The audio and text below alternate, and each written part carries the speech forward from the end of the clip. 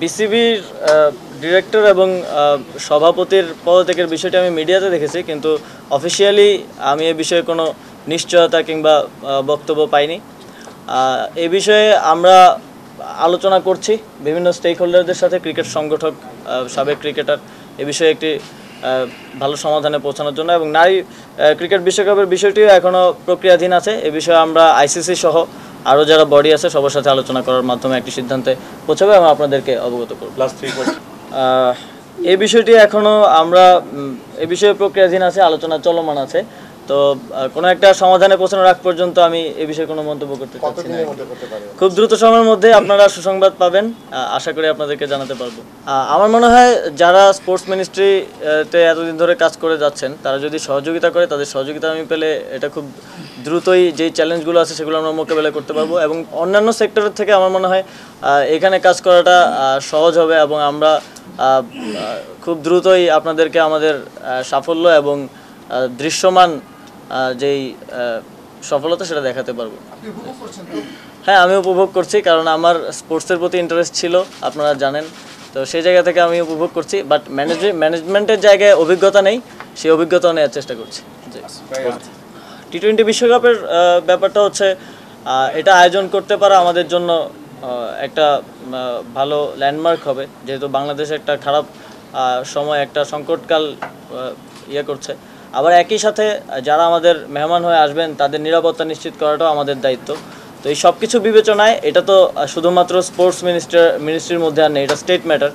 তো doctor Mohammad Yunus sir আছেন, আরও আমাদের স্বরাষ্ট্র উপদেষ্টা নতুন নিযুক্ত হয়েছেন। তো সবার সাথে আলোচনার ভিত্তিতে এই বিষয়ে আমরা একটা সিদ্ধান্ত নিব। আইসিসির সাথে আমাদের কমিউনিকেশন চলমান আছে, প্রক্রিয়াধীন আছে, দ্রুতই আপনাদেরকে এই বিষয়ে একটা সিদ্ধান্ত আমরা জানাতে পারবো আশা করি। আর বোর্ডের পরিবর্তনের বিষয়ে আমরা তো প্রথম থেকে বলে আসছি যে আমরা রিফরমেশন করব সিস্টেমে, ব্যক্তির না। তবে সিস্টেমকে যারা কারাপ্ট করেছে তাদের ব্যাপারেও পরিবর্তন আসবে, এটাও সুনিশ্চিত। তবে আমরা বোর্ডের পরিবর্তনের ক্ষেত্রে মনোযোগ দিচ্ছি বোর্ডের যেই কনস্টিটিউশন আছে, যারা নতুন দায়িত্বে আসবে কিংবা পাবে তাদেরকে সেই কনস্টিটিউশনে সেটাকে আরও ডেমোক্রেটিক করে গড়ে তুলতে হবে এবং পাশাপাশি যে অনিয়ম দুর্নীতিগুলো এতদিন হয়েছে সেগুলোও প্রকাশ করতে হবে, যাতে বাংলাদেশ ক্রিকেট বোর্ডকে নতুনভাবে সাজানো যায়। শুধু ক্রিকেট বোর্ড না, বাফুফে সহ অন্যান্য যে ফেডারেশনগুলো আমাদের অধীনে আছে সবার ক্ষেত্রে আমাদের একই পরিকল্পনা। এখানে কি সাবেক এবং বর্তমান যে সাবেক যারা আছেন তারা কি শেয়ার করছেন না? ওয়ালটন এয়ার কন্ডিশনার এক্সচেঞ্জ অফারে স্প্লিট এসিতে 23,000 টাকা পর্যন্ত নিশ্চিত ছাড়। যেই আমাদের অনেক ইনফ্রাস্ট্রাকচার আছে এবং ডিপার্টমেন্ট আছে যেগুলো এখন তেমনভাবে সক্রিয়ভাবে রান করছে না আর কি। তো আমরা সেগুলোকে সক্রিয় করার জন্য সর্বোচ্চ চেষ্টা করব এবং এক্সিস্টিং যা আছে তাকে সর্বোচ্চ সক্রিয় করার চেষ্টা করা হবে এবং যেগুলো এক্সিস্টিং না অলরেডি, যেগুলো আমাদের এখানে নেই, সেগুলোই এই ইনস্টিটিউট কাজ করবে এবং সেগুলোর জন্য ইন্সপেকশন করে আসলে এটা বের করা হবে যে কোন কোন ক্ষেত্রে কাজ করার সুযোগ আছে।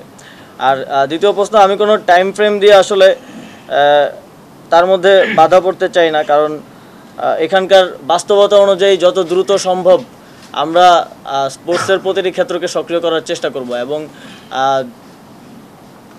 এবং যেই জায়গাগুলোতে প্রবলেম আছে সেগুলো সলভ করার জন্য ইতিমধ্যে আমরা কাজ শুরু করে দিয়েছি। এর প্রাথমিক একটা লক্ষণ হলো আমাদের স্পোর্টস ইনস্টিটিউট। আর কোনো প্রশ্ন? যেই ফেডারেশনের স্থিতাবস্থা তৈরি হয়েছে, পদগুলো শূন্য হয়ে গেছে কিংবা দায়িত্বশীলরা নেই, তাদের সাথে আমরা বসে দ্রুত সময়ের মধ্যে সেই ফেডারেশন বা স্পোর্টস সংক্রান্ত যারা কাজ করছেন দীর্ঘদিন ধরে তাদেরকে দিয়ে আবার সেগুলো পুনর্গঠন করার উদ্যোগ নেব।